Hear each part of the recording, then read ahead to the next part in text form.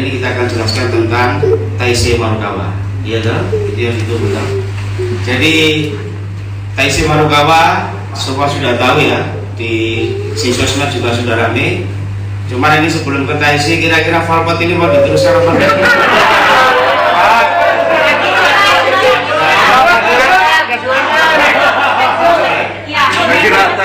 Makanya kan kita perlu tanya ke teman-teman media. Kalau setuju dipertahankan ya nanti akan kita naturalisasi.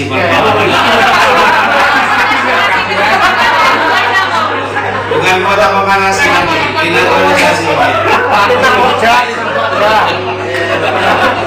Ya teman-teman sekalian, nanti kita akan menambahi ini soal Marukawa kita hanya meluruskan, tidak untuk berpolemik atau berdebat ya. Karena kebetulan saya pribadi juga terlibat dalam proses untuk Marukawa itu. Jadi pada suatu ketika, jadi kita ada rapat di dalam, saya ada hadir di situ dan waktu itu saya diutus untuk segera ke Bali untuk menemui Marukawa. Sebelumnya Kotaji juga sudah berkomunikasi di sana terus. Kami sudah bertemu langsung dengan Marukawa. Intinya Persebaya sangat berminat untuk dia ada tetap di Persebaya dan dia ada di dalam daftar nomor 1 pemain yang harus dipertahankan oleh Persebaya. Itu kita clear, kita secara teknis dan non teknis sudah satu kata harus bertahan. Barangkali kalau lihat di YouTube saya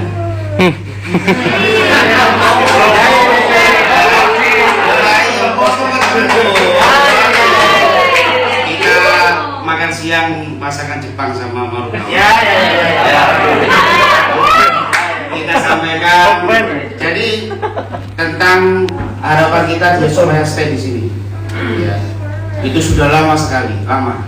Jadi terus dalam perjalanan apa yang disangkakan oleh Marukawa waktu itu adalah dia menghormati tawaran Persebaya, tetapi dia ingin fokus menyelesaikan kompetisi. Oke, kita respect dan kita hormati. Begitu juga Pak Haji juga berulang kali menanyakan di sela latihan atau di sela ini ditanyakan, dia ikut, saya mau menyelesaikan urusan kompetisi ini sampai selesai. Seiring waktu, jadi tidak hanya dengan pemain, saya juga komunikasi, kita manajemen juga komunikasi dengan agennya beberapa kali kita berkomunikasi. Sama jawaban dari agen, Pak, orangnya Marukawa masih mau fokus di kompetisi, penyelesaian kompetisi. Kemudian dalam beberapa hari kemudian ada perkembangan, agennya itu menyampaikan ke kita, dia katanya sudah tidak dipakai oleh Marukawa. Waduh, kita kaget juga. Kok bisa, kenapa nggak bisa? Jadi ada di apa itu, kalau di website itu Transfermarkt itu ya, itu kan ada. Jadi nama agennya itu sudah tidak ada. Terus agennya ini cross check ke Transfermarkt itu, kenapa kok bisa namanya ada? Ternyata katanya ini versi agen, requestnya dari si pemain gitu. Jadi kita kemudian coba jalan memutar lagi. Kita menemui lagi Marukawa dan jawabannya masih tetap sama, belum ada untuk merespon tawaran dari kita. Dan sampai hari ini, detik ini, ketika Marukawa sudah terikat akhir kontrak dengan kita per 31 Maret kemarin, sampai hari ini juga tidak ada angka yang ditawarkan Marukawa kepada kita atau merespon angka yang kita berikan. Dan angkanya memang untuk Marukawa memang bukan kaleng-kaleng, angka tinggi memang waktu itu. Tetapi sampai sekarang belum ada respon. Jadi kita, makanya kemarin ada berita bahwa kegagalan dalam negosiasi, tidak cocok harga atau apa.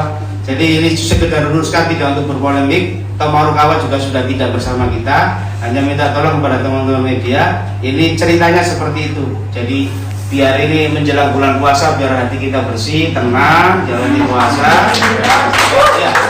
Jadi untuk urusan Marukawa itu adalah, ini bukan versi manajemen atau versi enggak, ini Kotaji juga, mohon maaf, ini puasa Dawudnya juga rutin Kotaji. Jadi ini orang baik. Kalau saya jangan tidak baik, nah ini adalah Kotaji. Dan kami berdua ini terlibat dalam proses Marukawa ya. Ini urusannya dunia akhirat untuk kesan seperti itu supaya ini, mohon maaf ya, ini juga tidak untuk berpolemik lagi di belakang hari dan sebagainya. Enggak, ini hanya kita luruskan biar jalan sejarah ini benar gitu aja.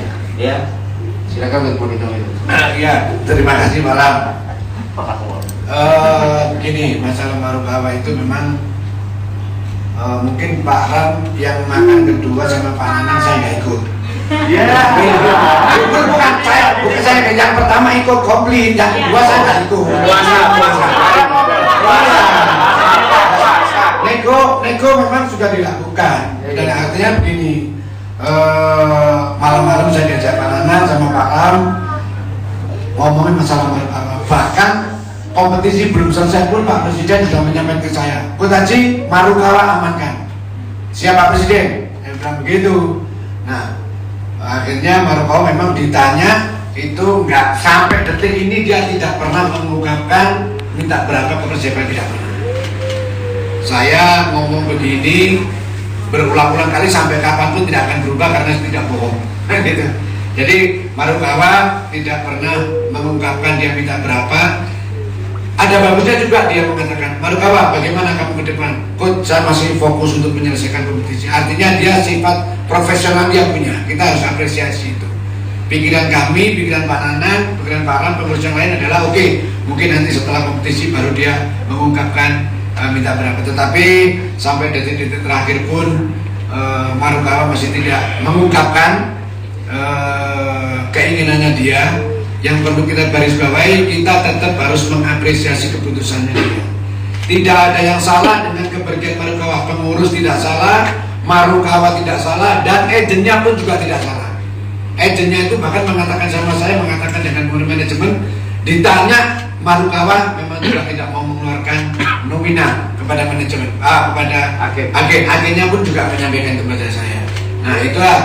Tetapi menurut saya sekarang udah tahu Marukawa sama striker Arema Fortes ke Semarang, nggak ada masalah, ini normal dalam dunia sepak bola biasa, nggak perlu ada yang dipandang sesuatu hal yang spektakuler. Ya ini biasa-biasa aja. Kenapa? Karena saya juga mantan pemain dulu, jadi saya tahu situasi.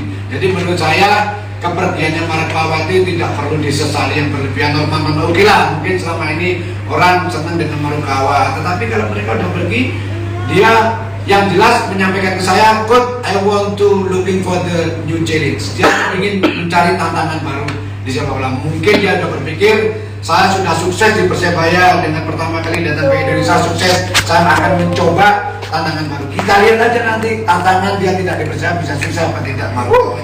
Nah begitu loh. Apakah dia bisa main sebagus ketika di Persebaya? Apakah dia bisa mencetak 16 gol? Ya, kita lihat nanti. Tapi yang jelas tidak ada salah dengan kepergian Marukawa, tidak ada yang salah dengan manajemen, tidak ada yang salah dengan Marukawa sendiri, dan tidak ada yang salah dengan agent. Karena saya tahu semua. Agentnya pun juga menawarkan pertama kali adalah untuk supaya dia stay di Persebaya. Tetapi kalau pemainnya punya pikiran berbeda, nggak mungkin. Saya juga tidak mau TSC umpamanya kepingin mencari tantangan baru, yang pertama dia kepingin pindah dari Persebaya, saya paksa dia akhirnya di sini, dia udah nggak ada hati, buat apa? Kan begitu. Jadi sepak bola itu juga masalah hati. Jadi saya pun juga juga di konferensi pers ini saya juga mengucapkan terima kasih kepada salah satunya juga Marukawa dengan pemain-pemain yang lain yang sudah sangat luar biasa. Pemain-pemain ini sudah saya anggap seperti saudara sama saya. Jadi mereka, kedekatannya mereka sangat dekat sama saya. Semua pemain sudah menyampaikan semua. Jadi itu kepergian Marukawa biasa-biasa aja, tidak perlu dipandang sesuatu yang luar biasa, karena manajemen juga sudah berusaha untuk mempertahankan, agennya juga sudah mengarahkan untuk tetap stay. TSC-nya memang tidak mengeluarkan angka. Jadi menurut saya kita tetap harus menghormati keputusan TSC sebagai seorang profesional, dan dia pemain asing normal-normal saja, wajar-wajar saja. Jadi menurut saya ya kalau sedih mungkin 1 jam 2 jam, setelah itu normal, biasa-biasa aja ya. Terima kasih.